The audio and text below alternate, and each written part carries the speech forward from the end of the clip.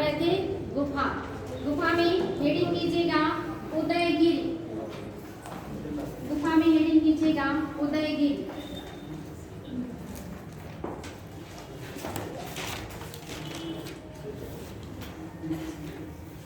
उदयगिरी, इसमें नोट कीजिएगा 2 लाइन। उदयगिरी की गुफाएं विदिशा के पास स्थित है। उदयगिरी की गुफाएं विदिशा के पास स्थित हैं। विदिशा कौन से राज्य में? एमपी। उदयगिरी की गुफाएं विदिशा के पास स्थित है।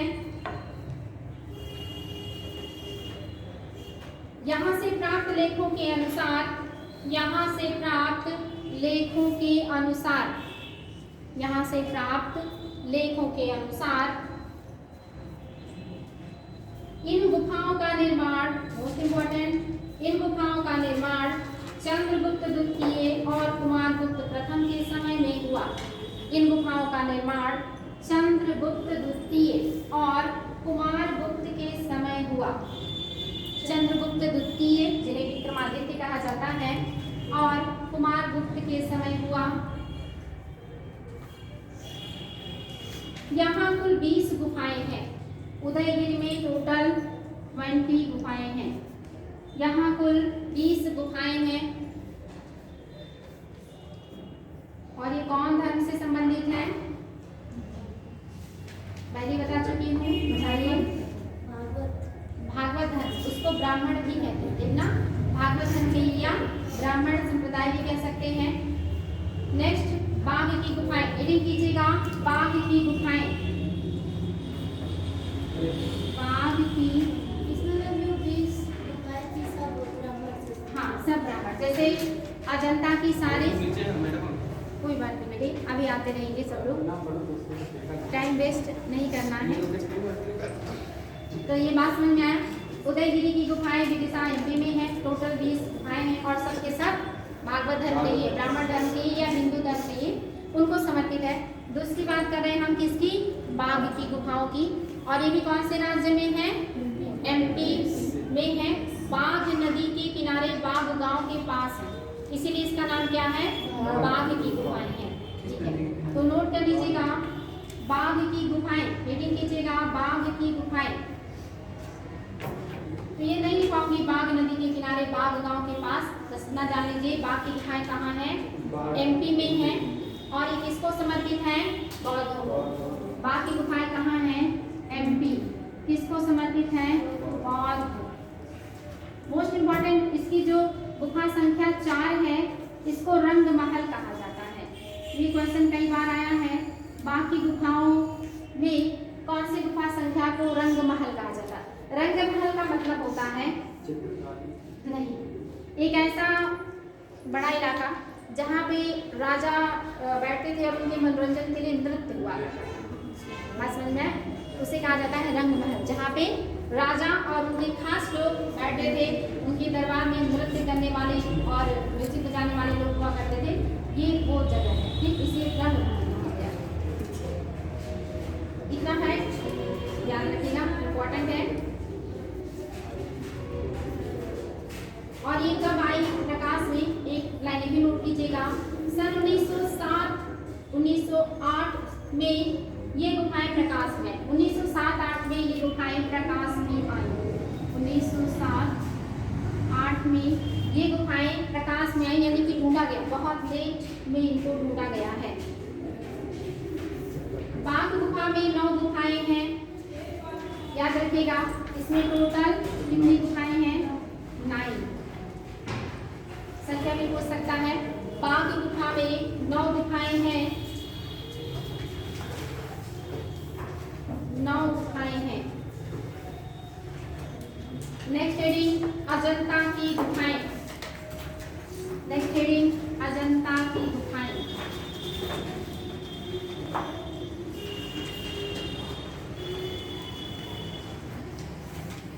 जिसको कोई नहीं जानता ये क्या होता है? अजंता होता है। और जिसको कोई नहीं जानता वो कैसा होता है? गुप्त होता है। तो किसने बनवाया है? गुप्तों ने बनवाया है। अगर भूल जाए तो याद रखिए, गुप्त ने बनवाया है अजंता की गुफाएं। और ये गुप्तकालीन है, साथ ही कौन से धर्म को समर्पित है? गुप्त वंश है, बौद्ध धर्म को समर्पित है। कितनी गुफाएं हैं यहाँ पे? 29। ये क्वेश्चन आया है, अजंता की गुफा कौन से राज्य में है? First question, Maharashtra. कौन से वंश के शासकों ने बनवाया? दूसरा क्वेश्चन, कौन से धर्म को समर्पित है? तीसरा क्वेश्चन, और कितनी गुफाएं हैं? चौथा क्वेश्चन, और 29 में से कितने बिहार हैं और कितने चैट? 25। हाँ, वेरी गुड। 25 क्या है? बिहार। रहने का प्लेस ज्यादा होगा ना, और पूजा का प्लेस कम होता है। अपने घर में आप एक कमरे में पूजा स्थल लगते, बाकी में अपना कार्यक्रम करते हैं, तो ऐसे ही 29 में आपका 25 क्या है? बिहार है, और 4 क्या है? चैत्य है। याद रखिएगा, जो आपके चैत्य होते हैं इसमें एक स्तूप जरूर होता है। क्या होगा? स्तूप। चूंकि स्तूप क्या है? एक प्रतीक चिन्ह है किसी महापुरुष या बौद्ध भिक्षु के लिए। तो चैत्य में क्या होना कंपलसरी है? स्तूप, जबकि बिहार में ये कंपलसरी नहीं है। तो इतने फैक्ट हैं आपके अजंता से जुड़े हुए, याद रहेंगे। कितने बिहार हैं, कितने चैत्य हैं, कितनी संख्या है, कौन से धर्म को समर्पित है, किसने बनवाया है, कहाँ है, सब कुछ। नेक्स्ट हेडिंग लीजिएगा। इसमें IAS में जो क्वेश्चन आया था वो नोट कर लीजिएगा। फर्स्ट पॉइंट, गुफाओं को 200 ईसा पूर्व से 650 ईस्वी सन में, गुफाओं को 200 ईसा पूर्व से 200 ईसा पूर्व से, हाँ, ईसा पूर्व से 650 ईस्वी सन में विकसित किया गया था। 650 ईस्वी सन में विकसित किया गया था। ये फैक्ट IAS में आया था। और नेक्स्ट पॉइंट भी आया था, अजंता की गुफाओं में बौद्ध भिक्षुओं द्वारा, अजंता की गुफाओं में, अजंता की गुफाओं में बौद्ध भिक्षुओं द्वारा वाकाटक राजाओं के संरक्षण में, वाकाटक ये साउथ के राजवंश हैं, वाकाटक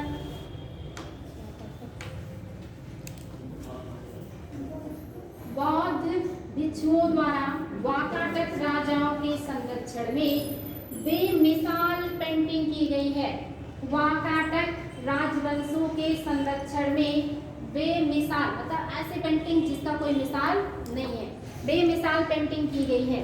आपने पढ़ा भी होगा, ये पेंटिंग इतनी खूबसूरत है कि आज भी इनकी चमक नहीं गई है। जब हम पेंटिंग की क्लास पढ़ेंगे ना, तब बताइए किस टेक्निक से पेंटिंग बनाए गए हैं जो इनकी चमक आज भी बरकरार है। तो बेमिसाल पेंटिंग बनाए गए हैं किसके संरक्षण में? वाकाटकों के संरक्षण में। महत्वपूर्ण फैक्ट है। अब हेडिंग कीजिएगा, एलोरा की गुफाएं। अजंता हो गया, एलोरा की गुफाएं। एलोरा की गुफाएं कौन से राजवंश के शासकों ने बनवाया है?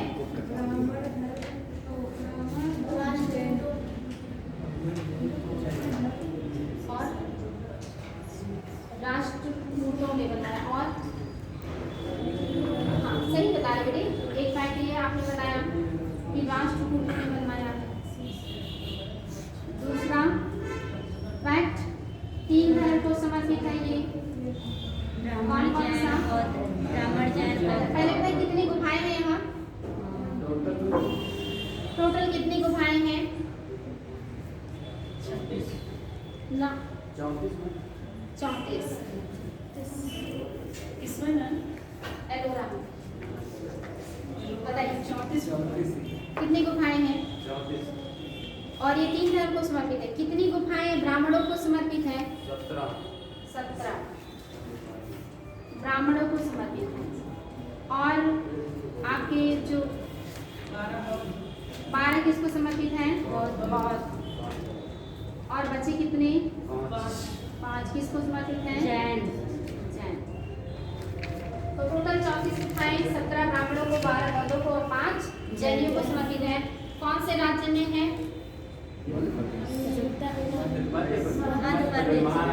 महाराष्ट्र। अजंता एलोरा दोनों कहाँ है? एलिफेंटा में। Ajanta Ellora Elephanta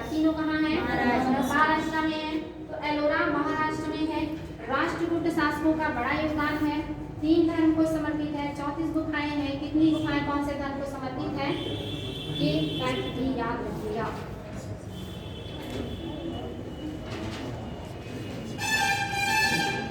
next point note कीजिएगा। इसे 5वीं से 11वीं शताब्दी के बीच में, इसे 5वीं से 11वीं शताब्दी के बीच में, इसे 5वीं से 11वीं शताब्दी के बीच में, शताब्दी के बीच में विदर्भ, विदर्भ महाराष्ट्र का है ना, जहाँ सूखा असर पड़ता है, विदर्भ कर्नाटक और विदर्भ कर्नाटक और तमिलनाडु के विभिन्न शिल्पी संघों द्वारा, कर्नाटक और तमिलनाडु के विभिन्न शिल्पी संघों द्वारा, शिल्पी संघों द्वारा निर्मित किया गया था, निर्मित किया गया था।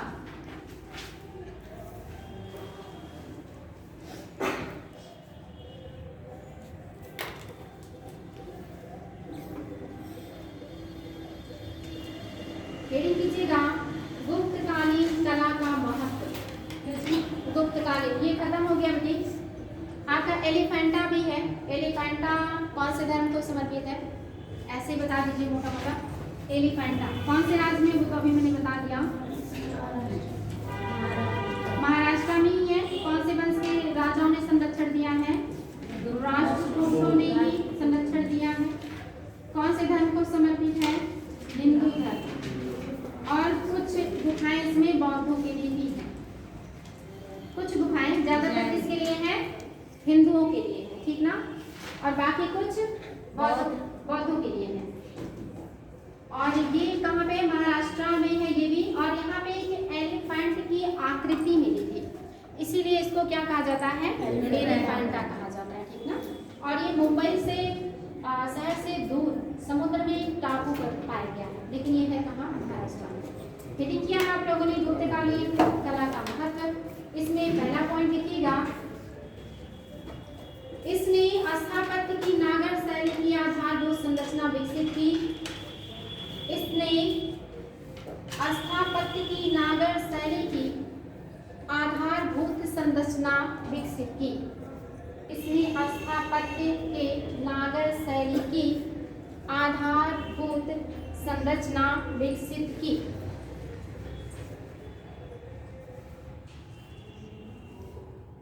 नेक्स्ट पॉइंट, इसने उत्तर में राजपूतकालीन मूर्तिकला, इसने उत्तर में राजपूतकालीन मूर्तिकला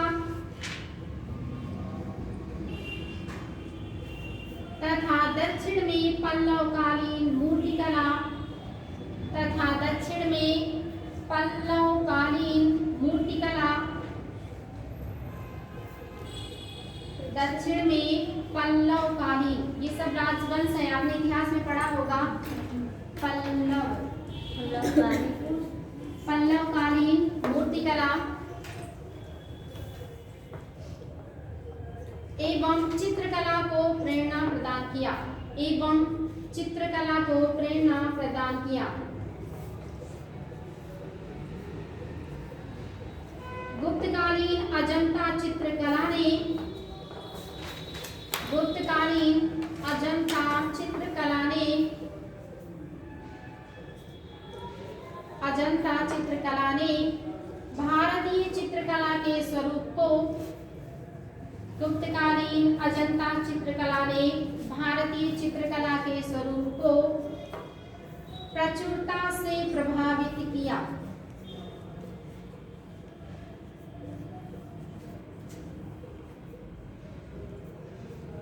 नेक्स्ट पॉइंट, प्रचुरता से प्रभावित किया।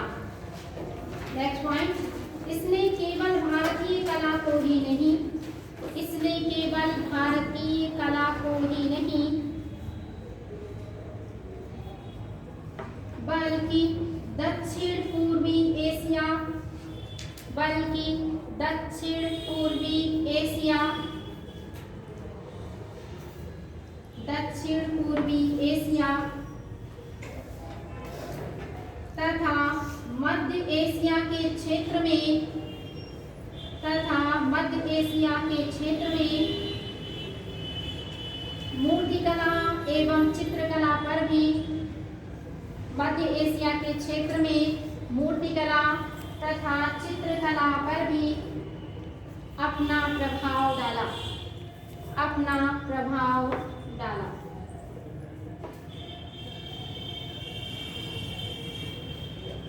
बात समझ में आया? जो गुप्तकालीन स्थापत्य है इसका प्रभाव इंडिया में ही नहीं बल्कि विदेशों पर भी पड़ा। जैसे आपके जो दक्षिण पूर्व के देश हैं, इंडोनेशिया, मलेशिया, आपके थाईलैंड हैं, और भी जो इधर बांग्लादेश और मध्य एशिया के जो इलाके हैं, इन क्षेत्रों में भी गुप्तकालीन जो मूर्तिकला है, जो चित्रकला है, इन सब का इफेक्ट देखने को मिलता है, क्योंकि गुप्तकाल में मूर्तिकला और चित्रकला का काफी ज्यादा विकास हुआ है। आगे बढ़ेंगे तो अभी आपने हेडिंग किया, अब हेडिंग कीजिएगा मंदिर स्थापत्य की शैलियाँ। आपने भी पढ़ा, मैंने समझा था कि कितने प्रकार की मंदिर शैलियाँ हैं? तीन। कौन कौन सी? नागर शैली, नागर वेसर शैली, तीन, नागर, वेसर और द्रविड़। हेडिंग कीजिएगा मंदिर स्थापत्य की शैलियाँ, मंदिर स्थापत्य की शैलियाँ।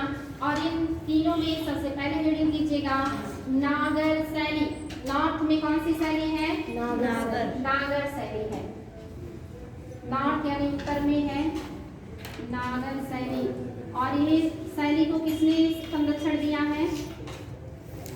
अभी आपने पढ़ा है, लिखा है, गुप्त काल की विशेषता में नागर शैली को ही तो गुप्तों ने प्रश्रय दिया है।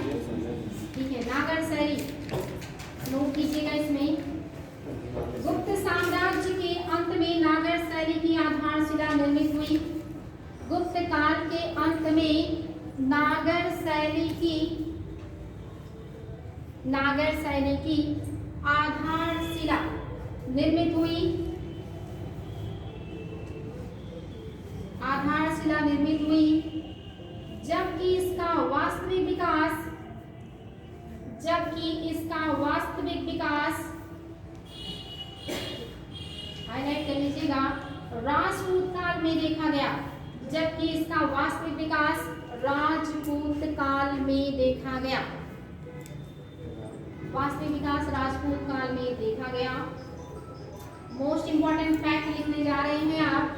भौगोलिक दृष्टि से नागर शैली का क्षेत्र उत्तर में कश्मीर से, भौगोलिक दृष्टिकोण से नागर शैली का क्षेत्र उत्तर में कश्मीर से या कश्मीर से, भौगोलिक दृष्टि से नागर शैली का क्षेत्र उत्तर में कश्मीर से दक्षिण में विंध्य क्षेत्र तक था। उत्तर में कश्मीर से दक्षिण में विंध्य क्षेत्र, विंध्य मतलब विंध्याचल पर्वत का इलाका, दक्षिण में विंध्य क्षेत्र तक था।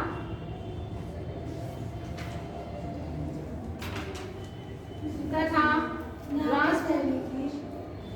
क्या होगी नागर शैली की, फिर से रिपीट कर देते हैं। नागर शैली का क्षेत्र उत्तर में कश्मीर से दक्षिण में विंध्य क्षेत्र तक था। राजपूत काल में राजस्थान, गुजरात, कालिंजर, राजपूत काल में राजस्थान, ये बहुत महत्वपूर्ण फैक्ट है, राजस्थान, गुजरात, राजपूत काल में राजस्थान, गुजरात, कालिंजर, खजुराहो, कालिंजर का किला जीतते हुए बहुत ही बड़े राजा की मृत्यु हुई थी और एग्जाम में वो बहुत ज़्यादा पूछा जाता है। कालिंजर यूपी के बांदा जिले में है। शेरशाह सूरी का नाम सुना? जी मैम, याद आ गया? फिर से रिपीट कर रहे हैं।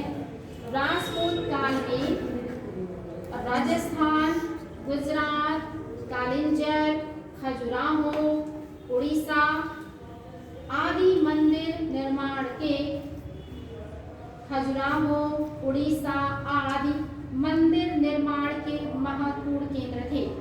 आदि मंदिर निर्माण के महत्वपूर्ण केंद्र थे। अभी तो आप लोगों को समझाया था, फिर भी आप लोगों को लिखने में समस्या क्यों हो रही है?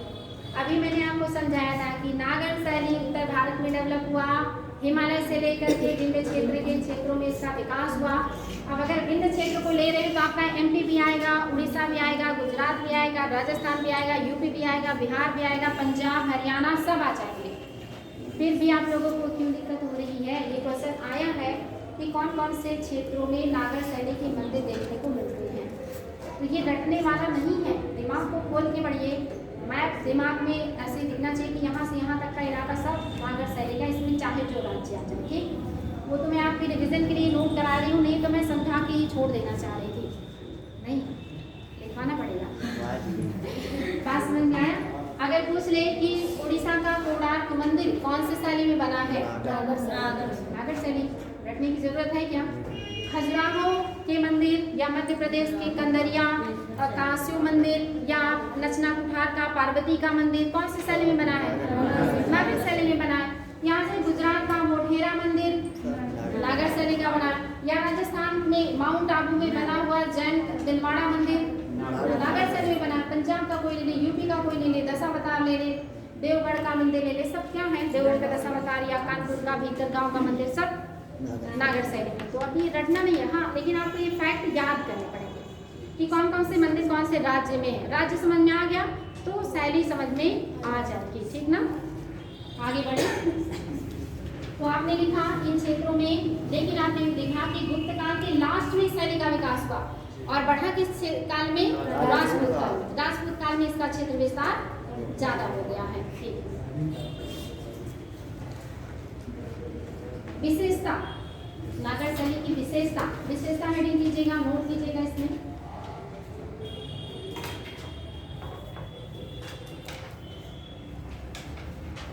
इस शैली के मंदिर सामान्यतः, या अगर आपने ऐसे बता सकते हैं आपके इस इलाके में कौन सा शैली का मंदिर होगा? आसपास जितने भी मंदिर हैं नागर। ये मंदिर कैसे बने हुए हैं? इनका मतलब चबूतरा गोलाकार है या चार चौकोर है या वर्गाकार है?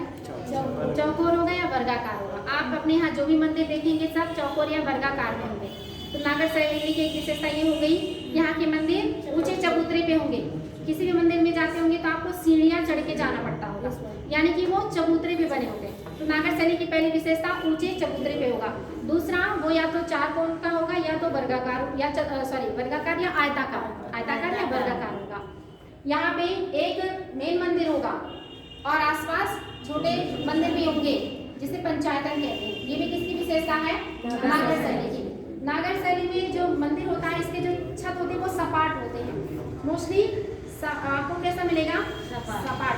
लेकिन जहाँ पे मूर्ति रहती है उसके ऊपर आपको गुंबद, कलश या ऐसी संरचना भी देखने को मिलेगी। किसकी विशेषता है सब? नागर शैली की। तो क्या सब लिखवाएं? समझ गए ना? ये तो आप लोग देखते ही हैं, तो इसको क्या नोट करवाना। चलिए आगे बढ़िए।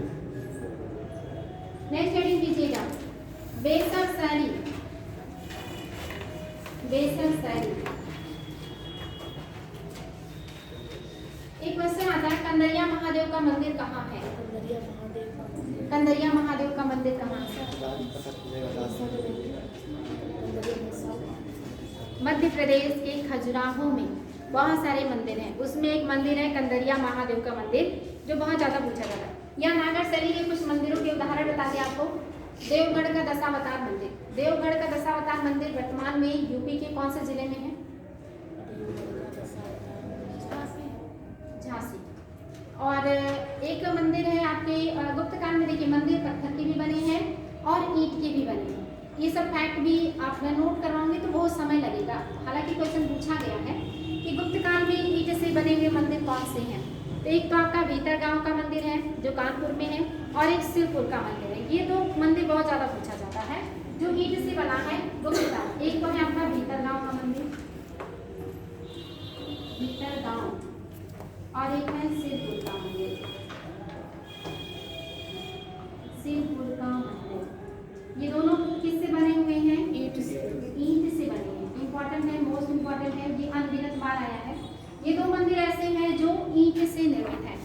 और एक जो आपका दशावतार मंदिर है, दशावतार,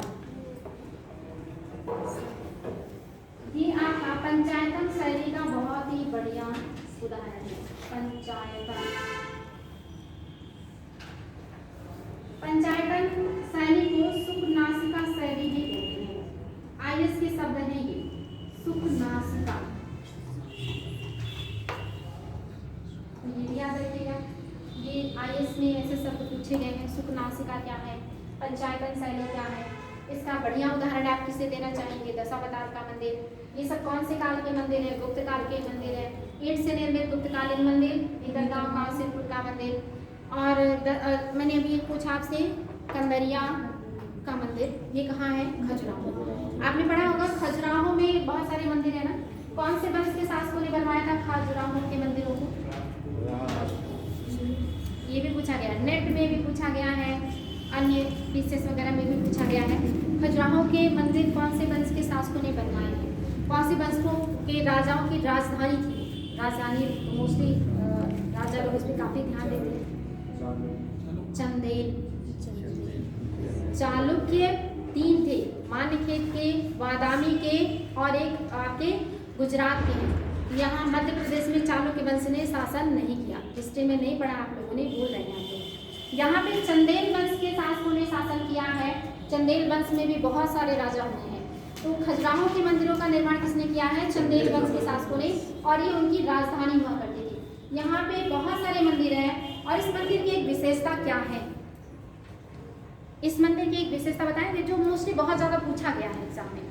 इस मंदिर को अंदर से ये सिंपल है, बाहर से अलंकरण युक्त है। नागर शैली के मंदिर की एक विशेषता ये भी है, जब भी आप जाएंगे तो मंदिर बाहर से नक्काशीदार, बाहर से मूर्तियाँ, बाहर से खूबसूरत, लेकिन अंदर से सिंपल रहती है। यहाँ जो भी मंदिर आपने देखा होगा ना, नागर शैली की एक विशेषता ये भी है।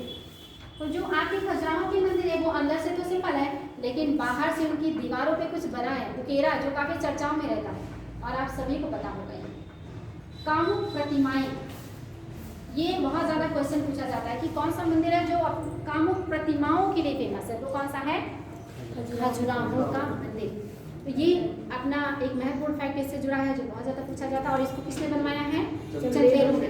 और ये मंदिर बहुत सारी अलग अलग देवताओं को समर्पित है, जैसे चित्रगुप्त का मंदिर है, कंदरिया महादेव का मंदिर है, और सूर्यदेव को समर्पित मंदिर है, लक्ष्मी का मंदिर है, और बहुत सारे मंदिर हैं यहाँ पे। लेकिन यहाँ से कंदरिया महादेव का मंदिर सबसे ज़्यादा पूछा जाता है, मोस्ट इम्पॉर्टेंट नागर शैली में। और आपने उड़ीसा में सुना होगा, गंग वंश के शासकों ने उड़ीसा में कुछ मंदिर बनवाए हैं, जिसमें से एक मंदिर बहुत ज़्यादा पूछा जाता है। कौन सा मंदिर है? उड़ीसा का कोणार्क का सूर्य मंदिर। कोणार्क का सूर्य मंदिर। कोणार्क के सूर्य मंदिर को और किस नाम से जानते हैं? Black pagoda. क्यों कहते हैं ब्लैक पैगोडा? ब्लैक पत्थर से बना। इसके पीछे कोई साइंटिफिक रीजन भी है ब्लैक पैगोडा का? क्या कहते हैं? ब्लैक पैगोडा कहने के पीछे एक साइंटिफिक रीजन भी है। ब्लैक पत्थर से बना इसलिए ब्लैक पैगोडा। यहाँ पे बहुत ज़्यादा ऑटोमेटिकली बहुत ज़्यादा ग्रेविटी वर्क करता है। ग्रेविटी मतलब गुरुत्वाकर्षण, जो आकर्षित करता है चीज़ों को। बंगाल की खाड़ी से जो शिप्स वगैरह चलते थे, पहले यहाँ बहुत ज़्यादा दुर्घटना होता था, कुछ अलग तरह की यहाँ पे ग्रेविटी वर्क करती है, ऐसा किताबों में लिखा है। आई थिंक मैंने एनसीईआरटी में पढ़ा है कि कुछ अलग तरह की यहाँ पे ग्रेविटी वर्क करता था, जो बहुत ज़्यादा यहाँ पे एक्सीडेंट होता था, लोगों की जान ले जाती थी। तो कहीं भी जब कोई चीज़ नेगेटिव होता है तभी हम उसे काले से ही संबोधित करते हैं ना, तो इसलिए भी इसे ब्लैक पैगोडा कहा जाता है। 2 रीज़न है, लेकिन जब साइंटिफिक पूछे तभी नहीं, तो मोस्टली जब पूछा जाए तो पूछा जाएगा आपको क्या बताना है? काले पत्थर का बना है, इसीलिए ब्लैक पैगोडा कहा जाता है। और ये है तो सूर्य मंदिर, लेकिन इसमें सूर्य देवता का कोई मूर्ति नहीं है, बस इसको सूर्य मंदिर कहा जाता है। सूर्य देवता को समर्पित है। इसमें घोड़े के प्रतीक है जो सूर्य देवता के वाहन माने जाते हैं, इसीलिए सूर्य देवता को समर्पित माना जाता है। और इस मंदिर की विशेषता है, इसके गर्भगृह में जो मूर्ति है या जो पवित्र पाठ है, वहाँ पे सूर्य की किरणें सुबह से लेकर के, मतलब सूर्य निकलने से लेकर के डूबने तक पड़ती हैं। मतलब जब भी सूर्य निकलेंगे और जब तक रहेंगे आकाश में, तब तक वहाँ पे सूर्य की किरणें मतलब पड़ती हैं। कुछ ऐसी टेक्नोलॉजी का उपयोग करके बनाया गया, बहुत ही शानदार तरीके से बनाया गया। डिटेल में जब एक एक स्थापत्य के बारे में पढ़ेंगे तब आपको पता चलेगा, कुछ अद्भुत ही है हर स्थापत्य की विशेषता। तो इसलिए इसको ब्लैक पैगोडा कहते हैं कि ये ब्लैक पत्थर से बना है। और इसके किस वंश के शासकों ने बनवाया है?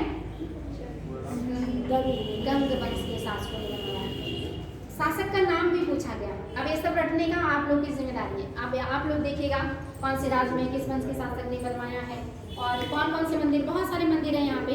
जैसे यहाँ पे कुछ रथ मंदिर भी है, रथ यात्रा निकलता है ना यहाँ पे, जगन्नाथ की रथ यात्रा निकलती है यहाँ पे। और ये जो आपका कोणार्क मंदिर है, इस पे एक चित्र बना हुआ है, चित्रकला में पढ़ना है। ये IES में क्वेश्चन आया था।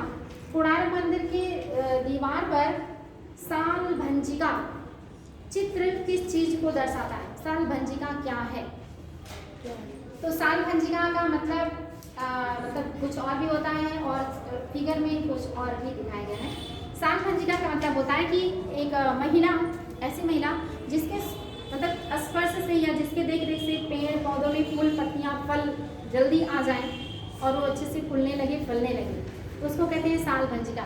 लेकिन यहाँ पे वृक्ष के डाल को पकड़े हुए महिला का चित्र बनाया गया है और जो पेड़ है वो ऐसे झुका हुआ है और महिला का मतलब जो मुद्रा है वो भी बहुत खूबसूरत है। ये पूछा है कि ये वाला जो सीन है ये कौन से मंदिर की दीवार पे है? ये IES में पूछा है। ते भी कहाँ है? पौराणिक मंदिर के दीवारों पर, ठीक ना। यहाँ तक बात समझ में आई। नागर शैली के कुछ मैंने मंदिर बनाए आपको, जैसे मोढेरा का सूर्य मंदिर, ये भी नागर शैली का है। कौन से राज्य में है? मोढेरा का सूर्य मंदिर गुजरात राज्य में। मोढेरा का जो सूर्य मंदिर है ये आपके गुजरात राज्य में है। और एक माउंट आबू का मंदिर बहुत ज़्यादा पूछा जाता है, जिसे कहा जाता है दिलवाड़ा का जैन मंदिर। वैसे मंदिर शब्द का प्रयोग मोस्टली हिंदू धर्म से जुड़ा होता है, लेकिन जैनियों ने भी आगे चल के मंदिर बनाना शुरू कर दिया था, मूर्तियाँ बनाने लगे थे। तो दिलवाड़ा का जो मंदिर है वो कैसा है? जैन धर्म को समर्पित है। इसको सोलंकी वंश के राजा के सेनापति ने, जिनका नाम था विमल शाह, इसीलिए इस मंदिर को विमल बसाही मंदिर भी कहा जाता है। अगर क्वेश्चन आए विमल बसाही मंदिर या आपका माउंट आबू का मंदिर या दिलवाड़ा का जैन मंदिर कौन से धर्म को समर्पित है? जैन धर्म। कौन से चीज का उपयोग किया गया है? ईंट का किया गया, पत्थर का किया गया, संगमरमर का किया गया, संगमरमर। और भी कौन से? श्वेत संगमरमर। आप सभी को पता होगा श्वेत संगमरमर की बहुत बड़ी खान आपके राजस्थान में है, जहाँ से ला करके ताजमहल बनाया गया। खान का नाम बता सकते हैं? पहले एग्जाम में भी पूछा गया। मकराना का खान। मकराना की खान से सबसे शुद्ध या कहीं सबसे अच्छी क्वालिटी का श्वेत संगमरमर प्राप्त होता है। तो जो माउंट आबू का दिलवाड़ा जैन मंदिर है या विमल बसाही मंदिर है, ये भी किसका बना है? श्वेत संगमरमर का बना है, जिसे विमल शाह ने बनवाया है। और ये सोलंकी वंश के शासक के सेनापति हैं। तो ये भी किस शैली में बना हुआ है? नागर शैली। तो कुछ महत्वपूर्ण मंदिर मैंने आपको बताए, भीतरगांव का मंदिर, शेरपुर का मंदिर, दशावतार मंदिर, कंदरिया महादेव का मंदिर, खजुराहो के मंदिर, और आपका पार्वती नचना कुठार, ये मध्य प्रदेश में पड़ता है, नचना कुठार का पार्वती मंदिर। उड़ीसा के जो है आपके मंदिर, कोणार्क का मंदिर। गुजरात का सोमनाथ, नहीं बेटे सोमनाथ नहीं, मोढेरा का मंदिर, मोढेरा की मंदिर की बात कर रहे हैं, सोमनाथ की बात नहीं कर रहे हैं। ये सब क्या है? शुद्ध रूप से नागर शैली बनी। साथ ही आपका दिलवाड़ा का जैन मंदिर भी है। अब सोमनाथ मंदिर का वीडियो अभी तक कहीं ऑप्शन नहीं दिया, ना ही पूछा गया। अब उसको अलग से देखना पड़ेगा कि इसी शैली में, क्योंकि कुछ मंदिर ऐसे भी हैं आपके उत्तर भारत के जो द्रविड़ शैली में बने हैं, जैसे तेली का मंदिर, सास बहू का मंदिर, ये सास बहू का मंदिर भी है। और ये क्वेश्चन आया है आपके PCS में, कहाँ बेटी? पूजा किसका होता है? पूजा किसका होता है? सास बहू का है तो सास बहू का ही होता होगा। और तेली मंदिर भी है। ये दोनों मध्य प्रदेश में ग्वालियर के किले में, ठीक। और ये द्रविड़ शैली के उदाहरण है। अब एक क्वेश्चन आ जाए कि मध्य प्रदेश में जो तेली का मंदिर है वो कौन से शैली में बना है, तो आप क्या बता देंगे? नागर। जबकि ये सही नहीं है, अपवाद है। ये किस शैली में बना है? द्रविड़। और ये नेट के एग्जाम में कई बार पूछा गया है। ये सास बहू का मंदिर और तेली मंदिर जो कि उत्तर भारत में है, कौन सी शैली में बना है? कौन सी शैली? द्रविड़ शैली, याद रखिए। चलिए आगे बढ़ेंगे। हेडिंग कीजिएगा बेसर शैली। तो विशेषता मैं नहीं लिखवा रही हूँ, या कहिए तो लिखवा दें। बहुत को भूल जाएंगे। जी मैम। अच्छा, सब चिंता है आपको। किसका बेसर शैली किसका उत्तर है? सास बहू आप तो बताएं। संगमरमर से बना दिलवाड़ा मंदिर किस शैली का है उदाहरण? नागर शैली। बलुआ पत्थर से बना मोढेरा सूर्य मंदिर? लिंगराज मंदिर उड़ीसा में है ना, तो किसका होगा? मुक्तेश्वर मंदिर नागर। जगन्नाथ मंदिर उड़ीसा में है। और आपका कोणार्क का मंदिर, कंदरिया महादेव का मंदिर, खजुराहो के मंदिर, ये सब आपके नागर शैली। अब यानी कीजिए बेसर शैली। बेसर शैली। चलिए बच्चा आगे बढ़िए। अभी तो आप लोग आंसर नहीं अटके हुए हैं। कल आप लोगों को कल क्या अभी तो आप लोगों को बहुत पढ़ना है। हाँ, तो आपने यदि किया बेसर शैली, तो पहला पॉइंट बताएं बेसर शैली कहाँ से कहाँ तक है? बिंद से लेकर कृष्णा नदी तक। पहला पॉइंट विंध्याचल से लेकर के कृष्णा नदी तक के क्षेत्र में फैला है। नोट कर लीजिएगा, नहीं तो कल भूल जाएंगे। भौगोलिक दृष्टि से विंध्य पर्वत श्रेणी से कृष्णा नदी के बीच के भौगोलिक दृष्टि से विंध्य क्षेत्र से लेकर कृष्णा नदी के विंध्य क्षेत्र से लेकर कृष्णा नदी के बीच के भूभाग में हाईलाइट कीजिएगा चालुक्य शासकों के अधीन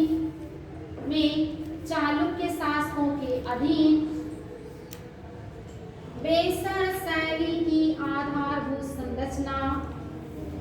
बेसर शैली की आधारभूत संरचना बेसर शैली की आधारभूत संरचना विकसित हुई थी। बेसर शैली की आधारभूत संरचना विकसित हुई थी। फिर से रिपीट कर रहे हैं। भौगोलिक दृष्टि से विंध्य पर्वत क्षेत्र से कृष्णा नदी के बीच के भूभाग में चालुक्य शासकों के अधीन बेसर शैली की आधारभूत संरचना विकसित हुई थी। नागर किसके उसके संरक्षण में हुआ था? गुप्तों की, लेकिन आगे बढ़ा राजपूतों के द्वारा। बेसर किसके द्वारा शुरू किया जा रहा है? चालुक्यों के, लेकिन और भी शासक आगे चल के इसको आगे बढ़ाएंगे। आगे उल्लेखनीय है कि चालुक्यों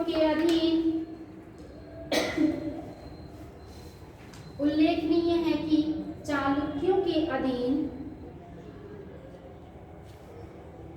नागर शैली एवं द्रविड़ शैली उल्लेखनीय है कि चालुक्यों के अधीन नागर शैली एवं द्रविड़ शैली दोनों में मंदिर निर्मित किए गए थे।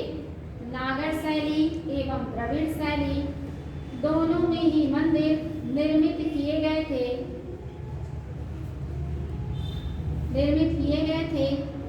आगे राष्ट्रकूट वंश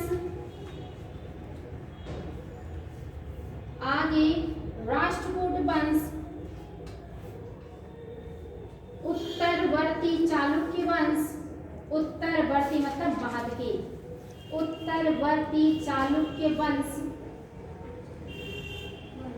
तथा होयसल वंश के अधीन उत्तरवर्ती चालुक्य वंश तथा होयसल, ये सब दक्षिण के ही हैं। एक तो है चालुक्य और होयसल। उत्तरवर्ती चालुक्य वंश तथा होयसल वंश के अधीन बेसर शैली के मंदिरों का निर्माण हुआ। बेसर शैली के मंदिरों का निर्माण हुआ। आप सभी को पता है कोई भी चीज जब दो क्षेत्र के बीच में रहती है तो उस पर दोनों का इफेक्ट आ जाता है अपने आप। जैसे आप बीच में आपके इस तरह कोई और है, दोनों लोग के थॉट अलग हैं, तो कुछ चीज़ें आप इनसे कुछ चीज़ें इनसे ग्रहण कर लेंगे, वो ऑटोमेटिक आपके अंदर आ जाएगा। आप दोनों से क्या हो जाएंगे, संक्रमित हो जाएंगे, प्रभावित हो जाएंगे। जैसे आपने पढ़ा होगा इकोटोन, पढ़ा है ना इन्वायरमेंट में। इकोटोन मैंने तो पिछले साल पढ़ाया था इन्वायरमेंट, तो मैंने आप लोगों को इकोटोन बहुत अच्छे से पढ़ाया था। जब दो भिन्न पारिस्थितिकी तंत्र एक जगह मिलते हैं तो वहाँ पे इन दोनों की क्वालिटी एक जगह पे मिलती है, वहाँ पे सबसे ज़्यादा जैव विविधता होगी, सबसे ज़्यादा वहाँ पे जीव जंतु वनस्पतियाँ पाई जाएंगी। उसको क्या कहते हैं, इकोटोन। इसी के लिए आपका उसी तरह से हर जगह जहाँ भी चाहे दो, जैसे जहाँ पे इंडिया और पाकिस्तान का बॉर्डर है वहाँ पे थोड़ा गर्मी बनी रहती है ना, जैसे मैं वातावरण शीत और गर्म, ज्योग्राफी में, पॉलिटी में, हिस्ट्री में, इकोनॉमी, हर जगह ये सब मिलेगा। यानी कि अब एक तरफ है नागर शैली, एक तरफ है द्रविड़ शैली, बीच में बेसर, तो दोनों का इफेक्ट इस पे देखने को मिलता है। और इसको आगे बढ़ाया है चालुक्यों ने, राष्ट्रकूटों ने और होयसलों ने, ठीक ना। और उधर आपने देखा था गुप्त थे और राष्ट्रकूट का। ठीक, आगे बढ़ेंगे नेक्स्ट पॉइंट, या आगे उसी में बढ़ते हैं।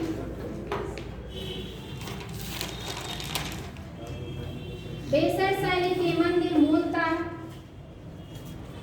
बेसर शैली के मंदिर मूलतः द्रविड़ शैली पर आधारित होते थे। बेसर शैली के मंदिर मूलतः द्रविड़ शैली पर आधारित होते थे। बेसर शैली के मंदिर मूलतः द्रविड़ शैली पर आधारित होते थे। उदाहरण के लिए पहला पॉइंट, स्तंभ एवं मंडप का निर्माण। उदाहरण के लिए पहला पॉइंट, स्तंभ एवं मंडप का निर्माण। पहला पॉइंट, उदाहरण के लिए स्तंभ एवं मंडप का निर्माण। दूसरा पॉइंट, शिखर एवं विमान का निर्माण। शिखर एवं विमान, शिखर एवं विमान का निर्माण। तीसरा पॉइंट, मंदिर के ऊपर स्तूपिका का निर्माण। मंदिर के ऊपर स्तूपिका का निर्माण, स्तूपिका का निर्माण। ये तीनों विशेषता नागर शैली की है, सॉरी ये तीनों विशेषता द्रविड़ की है जो बेसर ने अपनाया है। स्तूपिका का निर्माण। आगे नेक्स्ट पॉइंट, परंतु बेसर शैली के स्थापत्य पर, परंतु बेसर शैली के स्थापत्य पर, बेसर शैली के स्थापत्य पर नागर शैली का भी प्रभाव देखा जा सकता है। नागर शैली का भी प्रभाव देखा जा सकता है।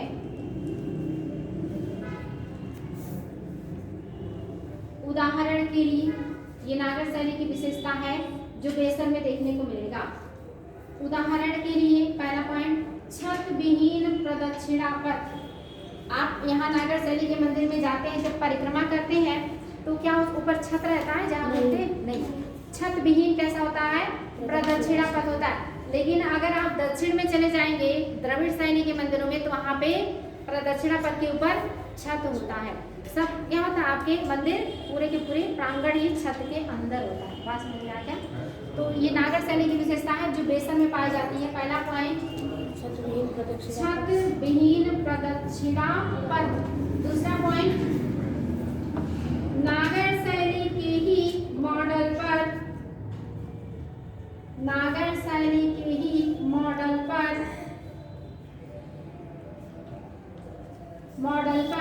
बेसर शैली की मंदिर की दीवार पर,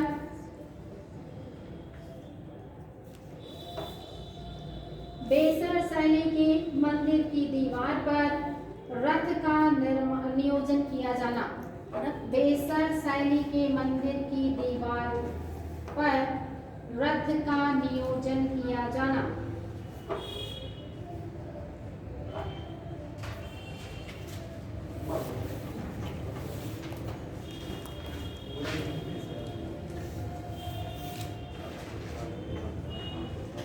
अब देखिए यहाँ पे मंदिर की जो निर्माण की शैलियाँ हैं, इन तीनों को एक जगह कोष्टक में बहुत अच्छे से डिफाइन किया है।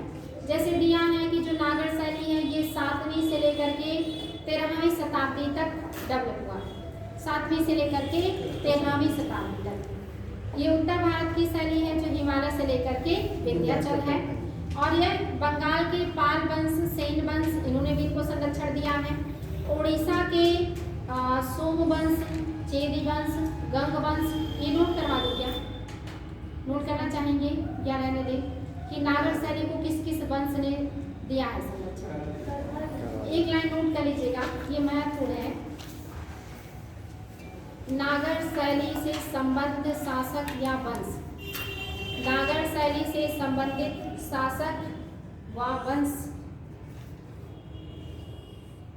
इसमें नोट कीजिएगा। नागर शैली से संबंधित शासक और वंश में बंगाल के पाल,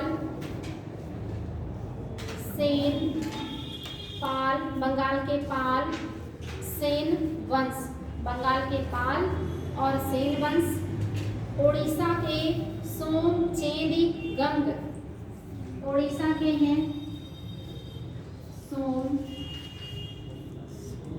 चेदी और गंग, इन्होंने भी संरक्षण दिया है। नेक्स्ट, मध्य प्रदेश के Chandel, Kalachuri, Kalachuri, Chandel, Kalachuri, Chandel, Chandel line, Kalachuri, Chandel comma Kalachuri comma Parmar वंश, परमार वंश, परमार वंश, ये सब वंश आपके कहाँ के हैं? एमपी के हैं।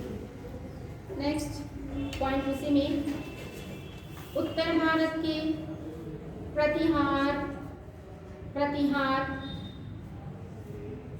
कौमा गढ़वाल, प्रतिहार, गढ़वाल, गुजरात के चालुक्य कौमा सोलंकी,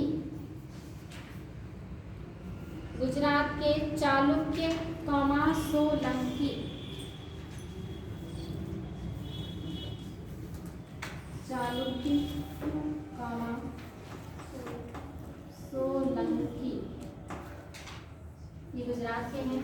नेक्स्ट मतलब इसी में राजस्थान ऑब्लिक दिल्ली के चौहान, राजस्थान ऑब्लिक दिल्ली के चौहान, ये सभी लोग नागर शैली को संरक्षण देने वाले हैं। जो बेसर शैली है ये महाराष्ट्र, गोवा, कर्नाटक, आंध्र प्रदेश में इसका विस्तार है। महाराष्ट्र, गोवा, आंध्र प्रदेश और कर्नाटक, इन क्षेत्रों में कौन सा शैली है? बेसर शैली है। इसको संरक्षण दिया है मान्य खेत के राष्ट्रकूट, मान्य खेत के राष्ट्रकूट, बेसर शैली को संरक्षण देने वाले हैं मान्य खेत के राष्ट्रकूट। दिक्कत हो तो लिख दें है मान्य खेत के राष्ट्रकूट, मान्य खेत के राष्ट्रकूट, कल्याणी के चालुक्य, ये आंध्र प्रदेश कर्नाटक क्षेत्र में थे, ये लोग कर्नाटक में थे। कल्याणी के चालुक्य,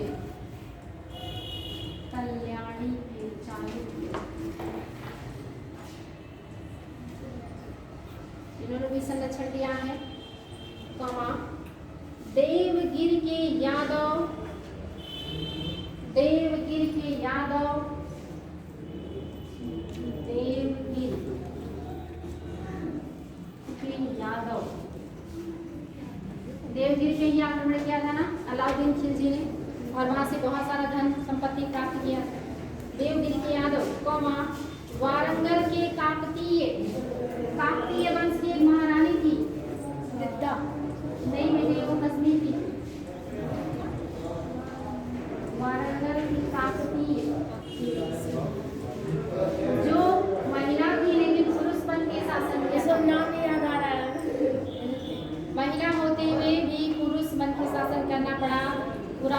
लड़कियां उसी सोच की वजह से, क्योंकि उनका कोई भाई नहीं है। कौन सी है वो महारानी? याद नहीं आ रहा। मूवी भी बनी है उनका, यस रुद्रदमा। रुद्रदमा देवी। वारंगल के कांपती कौमा द्वार समुद्र के होयसल, द्वार समुद्र के होयसल।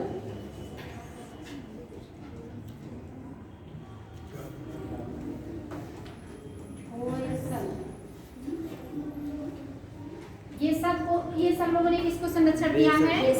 बेसर सैनिकों। नेक्स्ट आपका आ गया द्रविड़। ये तमिलनाडु, केरल, दक्षिणी आंध्र प्रदेश और दक्षिणी कर्नाटक में था। यानी कि नीचे का जो आंध्रा है, नीचे का जो कर्नाटक है, केरल और आंध्रा सॉरी तमिलनाडु, यहाँ पे कौन है? द्रविड़ सैनिक। इसको संरक्षण दिया है पल्लव काल और महान चोल, इनको दिया है संरक्षण पल्लव ने और चोल ने। चोल को महान चोल इसलिए कहा गया क्योंकि वो लोग बहुत पावरफुल हुए थे। महान चोल कहिए या चोल कहिए।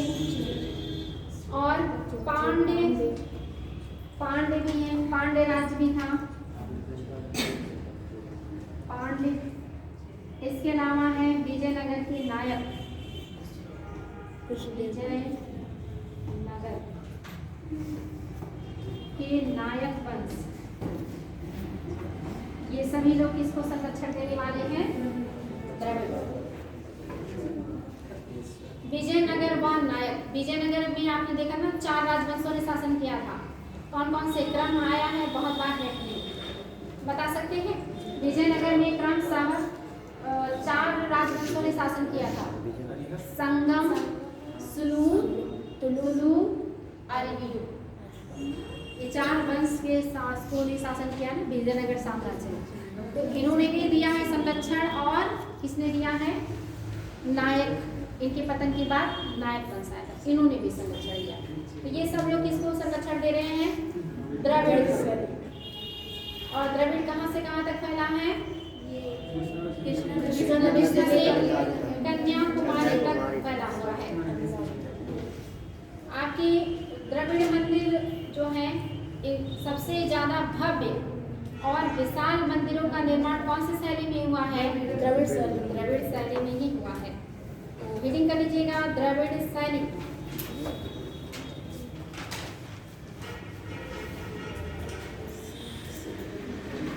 द्रविड़ शैली ये तो पता ही चल गया आपको, ये कन्याकुमारी तक है। और ये किन किन राजवंशों ने इसको दिया संरक्षण? पल्लव और चोल, पांडे, विजयनगर और नायक। ये सभी लोगों ने इसको संरक्षण दिया। तो अभी नोट करा रहे हैं इसको। इस मतलब शैली की मंदिर है एक यहोल का मंदिर। ये होल का मंदिर। ये क्वेश्चन आया है कि ये कौन से राज्य में है और किस शैली का मंदिर है? यहोल का मंदिर ये कर्नाटक में है। कर्नाटक में है ये। और ये द्रविड़ शैली का उदाहरण है। नेक्स्ट जो मंदिर है वो है विरूपाक्ष मंदिर। विरूपाक्ष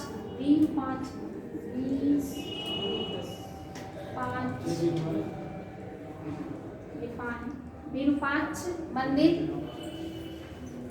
और ये हम्पी में है। हम्पी कौन से राज्य में है? कर्नाटक, मैसूर में है। तो याद रखिएगा विरूपाक्ष मंदिर भी हम्पी में है। नेक्स्ट रीडिंग पल्लव कालीन स्थापत्य। द्रविड़ में भी पल्लव कालीन स्थापत्य। रीडिंग कीजिएगा पल्लव कालीन स्थापत्य। पल्लव कालीन स्थापत्य इस समय 3 शैलियां डेवलप हुई थी पल्लव काल में। 3 शैलियां पल्लव काल में 3 शैली डेवलप हुई थी मंदिरों की। एक शैली है महेंद्र वर्मन शैली। महेंद्र वर्मन शैली। दूसरा है नरसिंह वर्मन शैली।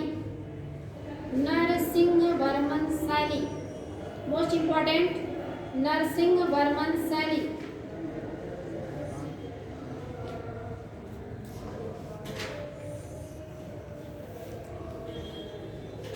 इस शैली की विशेषता है रथ नुमा मंदिरों का निर्माण। रूप करेंगे इसमें नरसिंहवर्मन में हाँ नरसिंहवर्मन शैली में लिखिएगा। इस शैली के अंतर्गत मंडप प्रकार के मंदिर बनते रहे। इस शैली के अंतर्गत मंडप मतलब होता है सभा भवन। मंडप का मतलब जहाँ शादी होता है ना, लेकिन अगर ये मंदिर से जुड़ा यानी कि जहाँ देवी देवताओं के लोग शादी कराते हैं उसे मंडप कहा जाता है। और ये काफ़ी बड़े आकार का होता है। तो जहाँ होता है उस इलाके का यहाँ पे लोग बैठकें भी करते हैं, पंचायतें करते हैं, कोई निर्णय लेना होता है तो इकट्ठा होते हैं, इसीलिए इसे सभा भवन भी कहा जाता है। ठीक ना। तो मंडप का मतलब समझ गए, ये वो बड़ा इलाका मंदिर का जहाँ पे लोग इकट्ठा होकर के सामूहिक रूप से विवाह भी कर सकते हैं और डिस्कशन भी कर सकते हैं, मंडप। तो आपने लिखा इस शैली के अंतर्गत मंडप प्रकार के मंदिर बनते रहे, परंतु एक विशिष्ट शैली के रूप में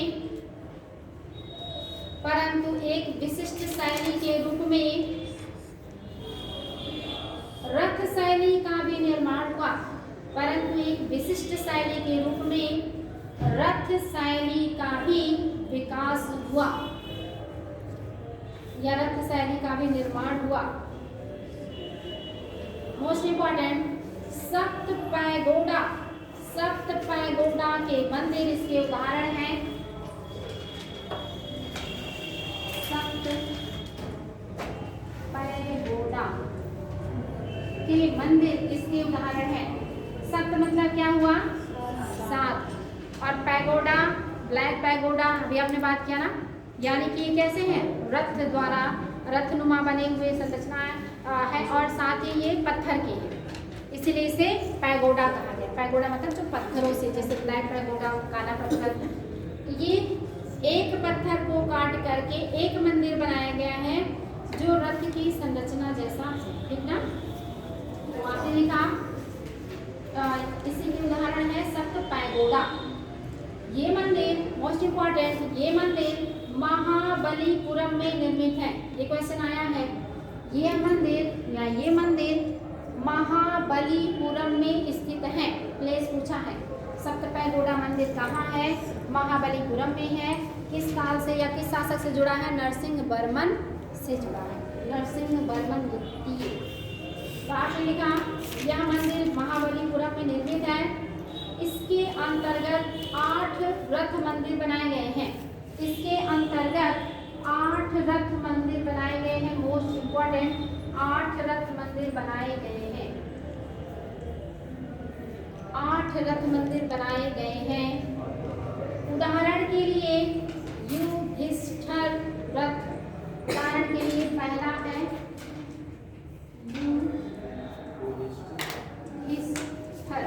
युधिष्ठिर, कहीं युधिष्ठिर भी रहता है, युधिष्ठिर रथ, और हम लोग सामान्यतः युधिष्ठिर बोलते हैं, लेकिन शुद्ध क्या है? युधिष्ठिर। तो युधिष्ठिर रथ कॉमा, या दूसरा है भीम रथ, तीसरा है अर्जुन रथ। 8 में पहला ये हो गया, दूसरा हो गया भीम रथ,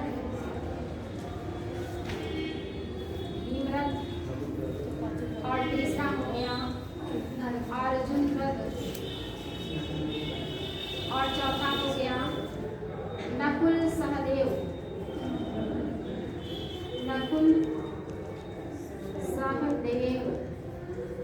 रथ, और 5वां हो गया गणेश रथ, और आपका 1 2 3 4 ये 5 हो गया और ये 6 हो गया। छठा है आपका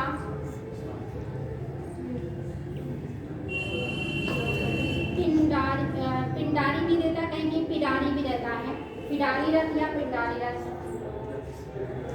पिडारी भी कह सकते हैं, और कहीं कहीं ऐसे दिया रहता है पिडारी या पिंडारी रथ। और 7वां द्रौपदी रथ, और एक और है द्रौपदी के अलावा वलय कुट्टम, वलय कुट्टम रथ,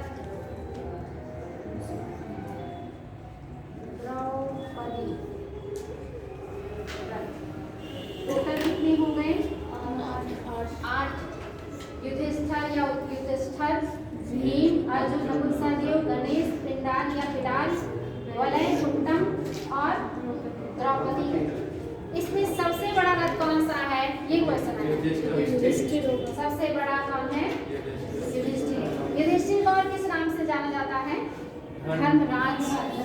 इसका धर्मराज रथ भी कहा जाता है। धर्मराज रथ कहिए या युधिष्ठिर रथ कहिए, ये सबसे बड़ा है। ये क्वेश्चन आया है कि इनमें सबसे बड़ा कौन सा है? ये सबसे बड़ा है। सबसे छोटा?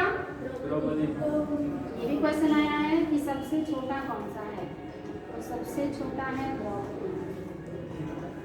इन आठों में कौन सा सप्त पैगोडा में शामिल नहीं है? ये क्योंकि आपने कहा सप्त पैगोडा, ये तो अष्ट पैगोडा हो जाएंगे। तो कौन नहीं है? बताइए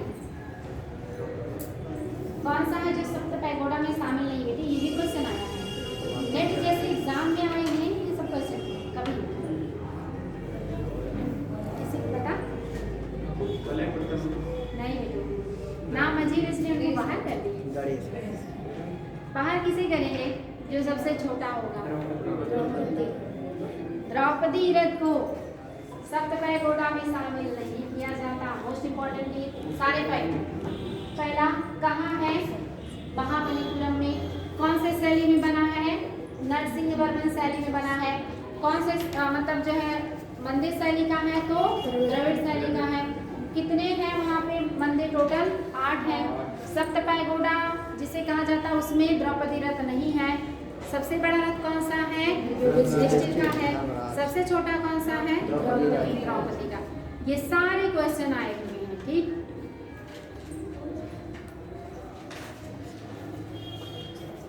तीसरा जो ये यहाँ पे शैली डेवलप हुआ है पल्लव काल में, वो है राज सिंह शैली। राज सिंह शैली, राज सिंह शैली। बस ये 3 शैलियाँ इसमें डेवलप हुई है, जिसमें सबसे महत्वपूर्ण था आपका नरसिंह वर्मन शैली। इसके अलावा और भी जैसे चालुक्यकालीन स्थापत्य दिया है। इसमें कौन कौन से मंदिर बने हुए हैं?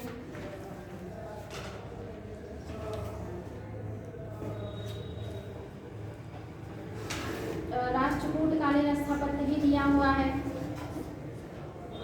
तो राष्ट्रकूटों ने महाराष्ट्र में कौन से गुफाओं का निर्माण किया है? एलोरा और एलिफेंटा।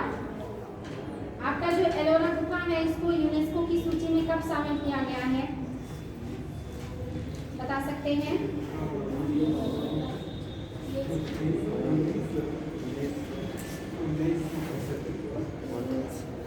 1983। उसी समय ताजमहल को भी शामिल किया गया। ठीक ना, इम्पोर्टेंट है। अच्छा एक चीज बताएंगे, बहुत इम्पोर्टेंट है। आपका एक मंदिर है कैलाश का गुफा मंदिर। ये क्वेश्चन बहुत बार आया है। कैलाश का गुफा मंदिर कौन से गुफा में है और किस वंश के शासक ने बनवाया है? और उस शासक का नाम भी पूछा है। बताइए कौन हो जाएंगे? एलोरा की गुफा। हाँ बेटे बहुत अच्छे, एलोरा में है। और इससे जुड़ा हुआ कुछ? कैलाश मंदिर एलोरा में है और इसको राष्ट्रकूट शासक कृष्ण प्रथम ने बनवाया। ये क्वेश्चन बहुत बार आया है, नेट में भी पूछा है, फिजिक्स में भी आया है कि शिव का जो गुफा स्थापत्य मंदिर है उसका सर्वोत्तम उदाहरण कौन सा है? तो एलोरा में जो शिव का बना हुआ है मंदिर यही है, जिसे राष्ट्रकूट शासक कृष्ण प्रथम ने बनवाया है। ठीक ना, नोट करवा दें या याद रहेगा? याद रहेगा? बताएं, नोट करा दें। कौन सी गुफा में त्रिमूर्ति मिली है? ये क्वेश्चन भी आया है। त्रिमूर्ति समझते हैं ना? ब्रह्मा विष्णु ये एलिफेंटा में मिला है। एलिफेंटा में क्या मिला है? त्रिमूर्ति मिला है। और एलोरा में क्या मिला है? कैलाश। 81 कैलाश व्यास मंदिर मिला है, राष्ट्रकूट शासक कृष्ण प्रथम ने बनवाया है, और त्रिमूर्ति कहाँ मिला है, हरिद्वार में मिला है। याद रखिएगा, बहुत इंपॉर्टेंट है। कहाँ बेटी टाइम हो गया? अभी नहीं हुआ है। चलिए हेडिंग कर लीजिएगा, चोलकालीन स्थापत्य। क्या हेडिंग? चोलकालीन स्थापत्य। अब देखिए आप लोग को मैंने चालुक्यकालीन और राष्ट्रकूटकालीन, होयसलकालीन ये सब छोड़ दिया है क्योंकि बहुत ब्रॉड हो जाएगा। अब हम सीधे क्या पढ़ रहे हैं? चोलकालीन। चोलकालीन स्थापत्य आप सभी को पता होगा, दक्षिण में चोल काल को क्लासिकल युग कहा जाता है या स्वर्ण युग कहा जाता है, क्योंकि चोल काल साउथ का एक ऐसा काल है जब हर क्षेत्र में विकास हुआ, चाहे मूर्ति कला हो, चाहे मंदिर की कला हो, चाहे चित्रकला हो या साम्राज्य विस्तार हो, हर क्षेत्र में इन लोगों ने बहुत ज़्यादा विस्तार किया, तरक्की किया है। इसीलिए इस काल को क्लासिकल युग या स्वर्ण काल कहा जाता है। तो ये फैक्ट याद रखिएगा, बहुत ज़्यादा पूछा जाता है। चलिए नोट करिएगा इसमें, राज प्रथम ये शासक है चोल काल के। राज प्रथम नाम है इनका। जो बृहदेश्वर मंदिर है वो किस शैली का है? इसी में बृहदेश्वर मंदिर तमिलनाडु के तंजावुर में है। तमिलनाडु के तंजावुर में कौन सी शैली है? शैली है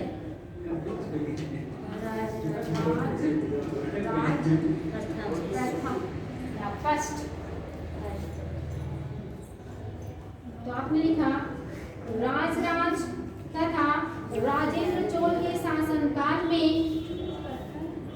राज प्रथम भी कर सकते हैं या राज इसे लिख लीजिए, राज तथा राजेंद्र चोल के शासन काल में चोल साम्राज्य, राज तथा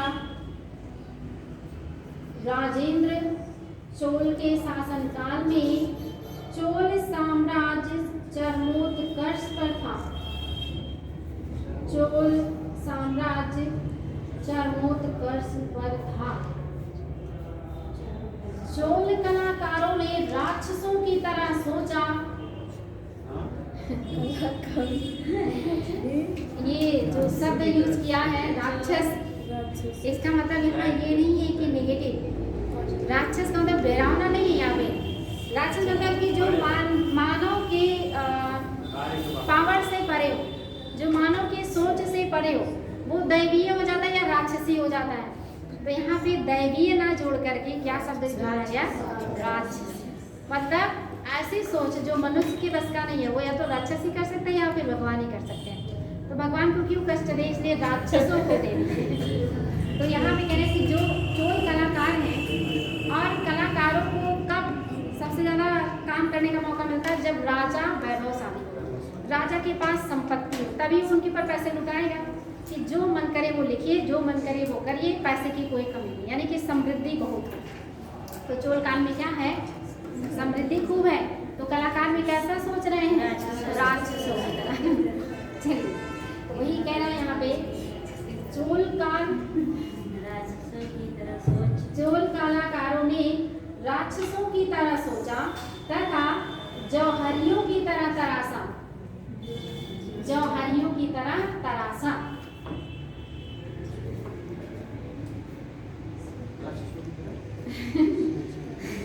ये शब्द कुछ ज्यादा ही प्रिय हो गया आप लोगों को। राक्षसों की तरह सोचा और जौहरियों की तरह तराशा। इस काल की मंदिरों की प्रमुख विशेषता थी, इस काल की मंदिरों की प्रमुख विशेषता थी मुख्य प्रतिमा कक्ष, मुख्य प्रतिमा कक्ष, मुख्य प्रतिमा कक्ष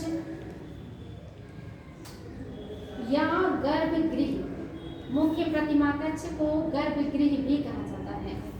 मुख्य प्रतिमा कक्ष या गर्भगृह के ऊपर, गर्भगृह के ऊपर एक के ऊपर एक मंजिल का निर्माण, एक के ऊपर एक मंजिल का निर्माण। इन मंजिलों की संख्या 5 से 7 तक होती थी। एक के ऊपर एक मंजिल का निर्माण। इन मंजिलों की संख्या 5 से 7 तक होती थी।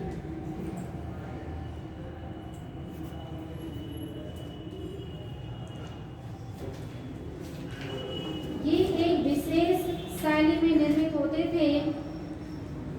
ये एक विशेष शैली में निर्मित होते थे। विशेष शैली में निर्मित होते थे जिसे विमान कहा जाता था। जिसे विमान कहा जाता था। ये जो गर्भगृह या जो मेन मूर्ति होता है ना, आप सभी जाते हैं किसी मंदिर में तो जहाँ मूर्ति होती है उसी के ऊपर ऊंचाई ज़्यादा होती है। यहाँ भी आप देखेंगे गुंबद वगैरह उसी के ऊपर होता है। साउथ में आप जाएंगे तो पहले सीढ़ियाँ चढ़ेंगे, फिर बरामदे में पहुँचेंगे, फिर गलियारे में पहुँचेंगे, उसके बाद तब आता है गर्भगृह जहाँ पे भगवान की मेन मूर्ति होती है। उसके ऊपर जो होता है ना, एक के बाद एक कई तल्ले होते हैं। वो 5 से 7 तल्ले हो सकते हैं। अब अगर 5 से 7 तल्ले होंगी तो निश्चित ही मंदिर की ऊंचाई बहुत ज़्यादा हो जाती है और ये ऊंचाई ऊपर की तरफ कम होती जाती है, इसलिए वो पिरामिड के आकार का बन जाता है। तो क्वेश्चन भी आता है, पिरामिड नुमा संरचना कौन से मंदिर का होता है? द्रविड़। चौकोर या आयताकार संरचना नागर। अर्धचंद्राकार बेसर। 3 आकार हो गया, पिरामिड, अर्धचंद्राकार और चौकोर या आयताकार या वर्गाकार जो भी होगा। तो ये काफी ऊंचे, काफी भव्य, काफी बड़े आकार के मंदिर हो जाते हैं द्रविड़ शैली के। आगे बढ़ेंगे, क्या लिखा आपने? जिसे विमान कहा जाता है। कहा जाता, विमान कहा जाता था, कहा जाता था। आगे, स्तंभों वाला बड़ा कमरा मंडप कहलाता था। स्तंभों मतलब खंभों या पिलर्स, स्तंभों वाला बड़ा कमरा मंडप कहलाता था। स्तंभों वाला बड़ा कमरा मंडप कहलाता था। मंडप क्या होता है, समझ गए हैं ना? हाँ, मंडप में, मंदिर के मंडप में भगवान की शादियां भी होती थी, लोगों के द्वारा सभाएं भी की जाती थी, इसलिए उसे सभा भवन भी कहते थे। इसके अलावा मंदिर में देवदासी प्रथा का नाम सुना है? जी मैम। साउथ में बच्चियों को मंदिर की सेवा के लिए दान कर दिया जाता था। वो ताउम्र मंदिर की साफ सफाई करना, फूल माला चढ़ाना, डांस करना, नृत्य करना, ये सब काम होता था देवदासियों का। और ये वहाँ पे नृत्य भी करती थी, डांस भी करती थी। कहाँ पे? मंडप में, जिसे सभा भवन कहा गया, ठीक ना? तो कई काम, एक तो भगवान की शादी, दूसरा लोगों की सभाएं, तीसरा देवदासियों का नृत्य भी यहीं पे होता था। आगे ऐसे ही समझ जाएंगे, बाकी रहने दें। अगर आपको समझ में आ गया हो, ये काफी बड़ा है। अब जैसे ही अगर हम आपको नोट करवाएंगे तो बहुत समय लगेगा, काफी बड़ा है। अब उसको विस्तार से एक अंग को बताएंगे तो दिक्कत होगी। अब जैसे सभा भवन है, फिर गलियारा होगा, फिर गर्भगृह होगा, उसके ऊपर जो बना है छत्र, मतलब एक ऊंचा पिरामिड के आकार की संरचना, उसको विमान कहेंगे। उसके ऊपर कलश होगा और इस तरह की पूरी संरचना बतानी पड़ेगी। ये जो मंदिर होंगे एक बड़े से बाउंड्री वाल के अंदर होंगे। जैसे नागर शैली की विशेषता है कि मंदिर बाउंड्री वाल के अंदर नहीं रहते, खुले में रहते हैं। लेकिन नागर शैली, द्रविड़ शैली की विशेषता क्या है? जितने भी मंदिर होंगे वो अहाते के अंदर होंगे। अहाता मतलब कैंपस, जैसे ये कैंपस है ना आपके कॉलेज का, ऐसे ही वो आप हर जगह से प्रवेश नहीं कर सकते, सब तरफ से वो पैक्ड होगा। एक बहुत बड़ा सा गेट होगा जिसे गोपुरम कहा जाता है। ये क्वेश्चन अभी आया है कि गोपुरम किसे कहते हैं, तो जिसे आप यहाँ पे तोरण द्वार कहते हैं ना स्तूप में, उसी को द्रविड़ शैली के मंदिरों में क्या कहा जाता है? गोपुरम। और ये भी क्वेश्चन आया कि साउथ के मंदिरों के गोपुरम को बहुत ऊंचा क्यों बनाया गया, भव्य क्यों बनाया गया? आपके नागर में तो गोपुरम की जरूरत है नहीं, क्योंकि बाउंड्री ही नहीं है, तो गेट कहाँ का, कहीं से भी आप प्रवेश कर जाइए। लेकिन वहाँ पे ऊंची ऊंची बाउंड्री होती है और गेट भी ऊंचा होता है, मंदिर भी ऊंचे होते हैं और सब एक प्रांगण के अंदर पैक्ड होते हैं। वहाँ प्रदक्षिणा पथ भी पैक्ड होता है। और जो देख रहे हैं आप गोपुरम को काफी ऊंचा क्यों बनाया जाता था। आप देखेंगे आपके साउथ में देवी देवताओं को बहुत ऊंचा स्थान दिया जाता है। आप जब भी जाते हैं जूता चप्पल बाहर निकाल के मंदिर में प्रवेश करते हैं और थोड़ा सा सर झुका के जाते हैं, हाथ जोड़ के थोड़ा सर झुका के जाते हैं ना मंदिर में। लेकिन द्रविड़ शैली में जो साउथ के राजा हैं वो अपने आप को भगवान के समकक्ष मान लेते हैं। और जब आप समकक्ष मानेंगे तो आप जूता चप्पल थोड़ी निकालेंगे, या बहुत करेंगे निकाल भी देंगे, लेकिन मिलेंगे झुक के नहीं, बिल्कुल फेस टू फेस बिल्कुल तरीके से। तो वहाँ की राजा हाथी पे बैठ के गोपुरम के अंदर प्रवेश करते थे और मंदिर के द्वार तक वो हाथी पर ही जाते थे, क्योंकि वो अपने आप को भगवान के समकक्ष दिखाते थे। कितने मंदिर ऐसे जहाँ पे राजाओं ने खुद अपनी मूर्तियाँ लगाई हैं ताकि प्रजा उनको भगवान माने और उनकी पूजा करे और उनको देवताओं के समान। जब आप किसी को भगवान मानेंगे तो आप उसकी हर बात को मानेंगे, उससे डरेंगे या उसको बहुत ज़्यादा रिस्पेक्ट या इज्जत देंगे। तो ऐसी धारणा को ध्यान में रखते हुए राजा लोग अपनी खुद की मूर्तियाँ, अपने परिवारों के लोगों की मूर्तियाँ लगवाते थे और जनता उनकी पूजा करती थी। तो बात समझ में आया? इसलिए साउथ के मंदिरों में आप देखेंगे जो गोपुरम है या जो गेट है वो काफ़ी ऊंचा था, क्योंकि राजा हाथी पे बैठ के ही मंदिर के गेट तक अंदर, जहाँ से उनको अंदर प्रवेश करना होता था, वहाँ तक जाते थे। बात समझ में आ गया? और ये पिरामिड के आकार का होता है, बड़ा होता है, काफ़ी भव्य होता है। आप हेडिंग कीजिएगा, या ऐसे मैं बता दे रही हूँ, एक मंदिर है जिसे कहा जाता है बृहदेश्वर मंदिर, या इसी को राजराजेश्वर मंदिर भी कहा जाता है। ये कहाँ है? बहुत ज़्यादा ही पूछा जाता है। और चोल काल का ये सबसे भव्य, सबसे नामी गिरामी मंदिर माना जाता है। मैंने आपको बताया भी था इसके बारे में। इस मंदिर के शीर्ष पे 90 टन का वजनी पत्थर रखा और उस पत्थर को रखने के लिए 6 किलोमीटर का रास्ता बनाया गया था, पुल, ढलानदार रास्ता। तब उस रास्ते से उस पत्थर को जैसे भी करके ले जाया गया और मंदिर के शीर्ष पे रखा गया 90 टन का वजनी पत्थर। एक 90 टन का वजनी पत्थर रखने के लिए दक्षिण भारत के हिंदुस्तानियों ने 6 किलोमीटर का पुल बनाया था या ढालवार रास्ता बनाया था, ताकि वो पत्थर शीर्ष तक ले जाया जा सके। और वो पत्थर कौन सी मंदिर के ऊपर है? बृहदेश्वर मंदिर के ऊपर है। और इसे राजराजेश्वर मंदिर भी कहा जाता है, क्योंकि इसको राजराज प्रथम ने बनवाया। कहाँ पे है ये?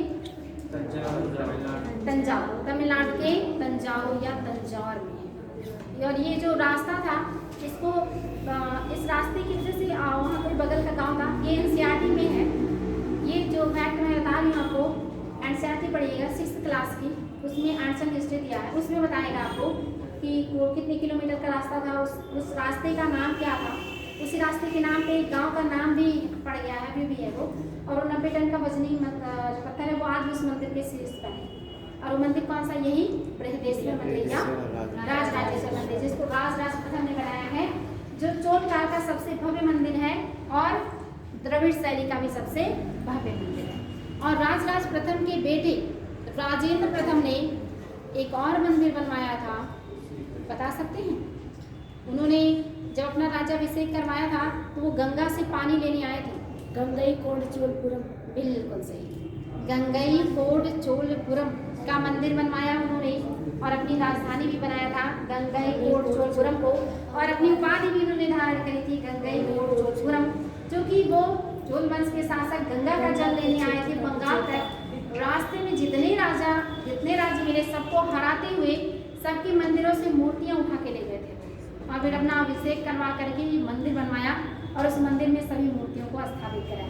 तो ऐसे ऐसे राजा भी हैं आपके यहाँ, ठीक ना। राजेंद्र प्रथम चोल वंश के सबसे शक्तिशाली राजा थे, जिन्होंने श्रीलंका, मालदीव, इंडोनेशिया, मलेशिया, मलाया, ये सब जो है जावा, सुमात्रा, सब पर अधिकार किया था। और पानी के रास्ते से आने जाने वाले जितने भी देश थे, सबसे टैक्स वसूला। इसलिए क्वेश्चन बहुत ज़्यादा पूछा जाता है कि किस राजवंश के शासकों का जो नौसेना थी वो सबसे पावरफुल थी। उस समय चाइना या किसी की भी नौसेना उनके सामने नहीं टिकती थी।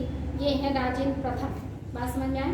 तो ये दो हैं पिता पुत्र, इन लोगों ने बहुत बढ़िया काम किया है चोल वंश में, और इनके द्वारा जो स्थापत्य बनवाया गया इसलिए वो आयोग का फेवरेट है, बहुत ज़्यादा क्वेश्चन आता है। तो बात समझ में आ गया। द्रविड़ शैली को सबसे ज़्यादा किसने बढ़ावा दिया? चोलों ने, क्योंकि इन्हीं के काल में सबसे ज़्यादा भव्य मंदिरों का निर्माण हुआ है, जिसमें 2 मंदिर बहुत ज़्यादा इंपॉर्टेंट है। एक आपका बृहदेश्वर का मंदिर, दूसरा गंगईकोट चोलपुरम का मंदिर। एक पिता ने बनवाया और दूसरा पुत्र ने बनवाया है। ठीक, याद रहेगा। इतने सारे फैक्ट आज बताई हूँ, कल आप सभी को मुझे बताना है, याद रखिएगा। तो यहाँ तक हो गया। अभी वो भी काफ़ी फास्ट कोशिश कर रही हूँ, तो क्या रहने दें या आगे बढ़े बताएं? थक गए? चलिए, तो फिर कल हम पढ़ेंगे आपका